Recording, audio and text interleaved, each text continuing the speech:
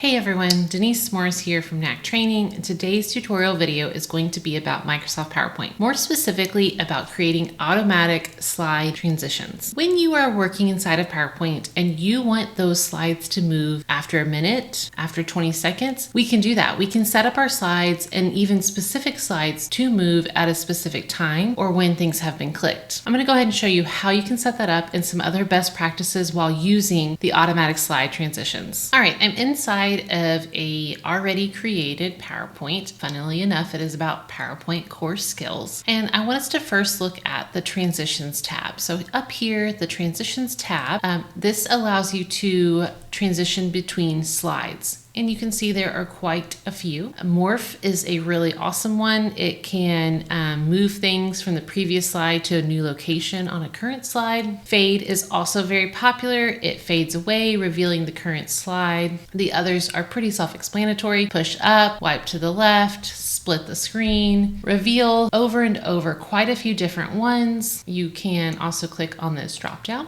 and it gives you more. Exciting. Fall over, wind. Sometimes less flashy is better though. So I stick to morph or fade. Those are my two favorites. And further over, we see that there is sound or no sound and how long you want that sound to be, and then apply to all. And next to it, we have to advance the slide. Often, and the default is on the mouse click, so that when you're inside of the PowerPoint, you are going to click and it's going to move to the next one. That might not always be what you want though. So you can uncheck on mouse click and choose after, and then it will move after a certain amount of time. So I'm gonna go ahead and say 10 seconds, and then I will preview my slide. So after 10 seconds, this slide should move on its own, which you can think about all the ways that would be very beneficial to you when you are working, there it goes, on a presentation. You can even rehearse your timings. If I want this applied to all of them, I can simply select the first one and say Control A, and it selects all the other slides. And I can say after and maybe do